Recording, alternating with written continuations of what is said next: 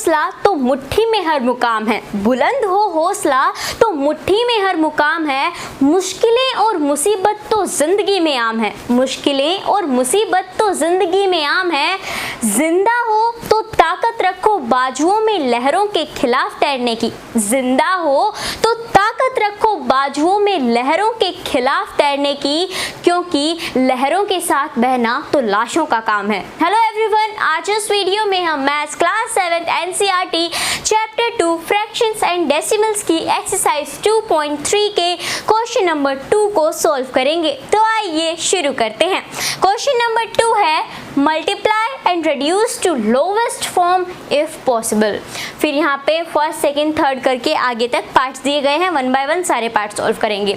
सवाल में क्या कह रहा है, जो ये पार्ट्स दिए गए हैं मल्टीप्लाई करो, मल्टीप्लाई करने के बाद उन्हें लोवेस्ट फॉर्म में रिड्यूस करो, यानी उनका छोटा स्वरूप हमें लिखना है। आने के बाद अगर वो दोनों ही किसी एक टेबल में आते हैं, दोनों नंबर्स फ्रैक्शन के, तो हम उसे उसकी लोवेस्ट फॉर्म में लिख देंगे इफ़ पॉसिबल, यानी अगर मुमकिन है। तो अगर दोनों ही नंबर के एक टेबल में नहीं आते हैं तो हम तो उसे लोवेस्ट फॉर्म में नहीं लिख सकते ना।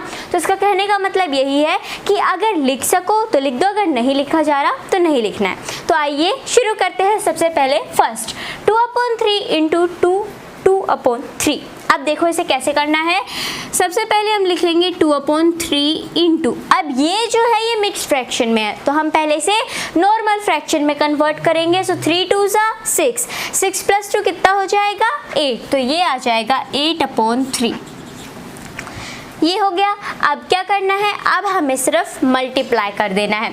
सो यहाँ पे देखो, यहाँ पे 2/3 इंटू 8/3 है। तो एक चीज़ आपको ये भी देखनी है कि क्या कोई यहाँ पे कट हो रहा है, यानी डायगनली या ऊपर नीचे, वरना क्या करेंगे ऊपर की ऊपर मल्टीप्लाई कर देंगे और नीचे की नीचे। तो यहाँ पे कोई भी चीज़ कट यहाँ पे नहीं हो रही है तो क्या करेंगे, सिर्फ मल्टीप्लाई कर देंगे। तो ये हो जाएगा 8 2 16 और 3 3 9, 16/9।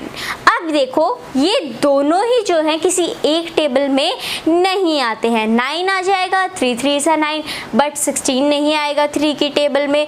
तो ये मतलब इसे हम इससे छोटा नहीं लिख सकते हैं क्योंकि ये दोनों किसी एक टेबल में नहीं आते। तो अब हम क्या करेंगे, अब हम इसे मिक्स्ड फ्रैक्शन में लिख देंगे। तो मिक्स्ड फ्रैक्शन में लिखने के लिए हम इसे डिवाइड करेंगे, तो ये हो जाएगा 16 डिवाइडेड बाय 9। अब देखो 9 2 18, तो इससे ज़्यादा चला जाएगा, इसीलिए हम 1 टाइम देंगे, 9 1 9।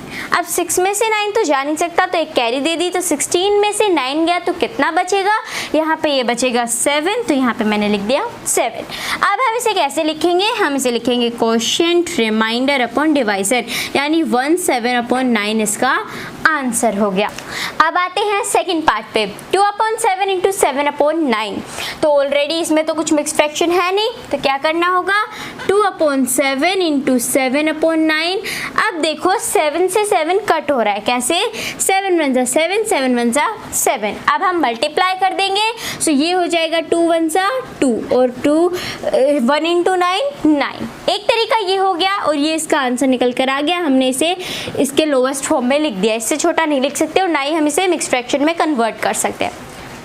दूसरा तरीका ये कि 2/7 इंटू 7/9 है, राइट। तो हम मल्टीप्लाई कर लेते हैं ऊपर के ऊपर और नीचे के नीचे, 7 2 14 और 9 7 63, ठीक है, ये यहाँ पे हो गया। अब क्या करना है, अब देखो लोवेस्ट फॉर्म में लिखने को कहा है ना, तो हम ये देखेंगे क्या दोनों नंबर एक टेबल में आ रहे हैं। तो हाँ, ये 7 की टेबल में आते हैं, 7 2 14 और 7 9 63, तो ये आ गया 2/9 इसका आंसर। तो दोनों तरीके से करो, सही होगा आंसर, चाहे पहले काट दो या बाद में। अब आते हैं थर्ड पे, 3/8 इंटू 6/4। तो ये देखो 3/8 इंटू 6/4, इसके अंदर देखो ये कट हो रहे हैं, किससे, 2 4 8 और 2 3 6। अब मल्टीप्लाई कर देंगे, 3 3 9 और 4 4 16, तो ये यहाँ पे आ गया 9/16। अब 9 और 16 दोनों ही किसी एक टेबल में नहीं आते हैं,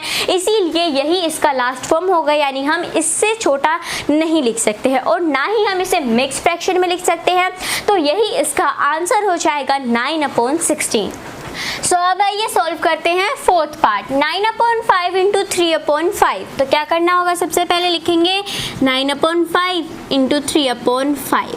अब देखेंगे कि क्या कुछ कट हो रहा है, तो यहाँ पे तो कुछ कट नहीं हो रहा है, तो क्या कर देंगे, मल्टीप्लाई कर देंगे। सो ये चला जाएगा यहाँ पे 9 3 ज़ा 27 और 5 5 ज़ा 25। तो ये यहाँ पे आ गया 27/25। अब ये दोनों ही किसी एक टेबल में नहीं आते हैं, तो अब हम क्या कर देंगे, इसे मिक्स फ्रैक्शन में कन्वर्ट कर देंगे। तो आइए करते हैं, 27 को हम डिवाइड कर देंगे 25 से। सो 25 2 ज़ा 50, 27 से ज़्यादा चला जाएगा, इसीलिए हम 1 टाइम देंगे।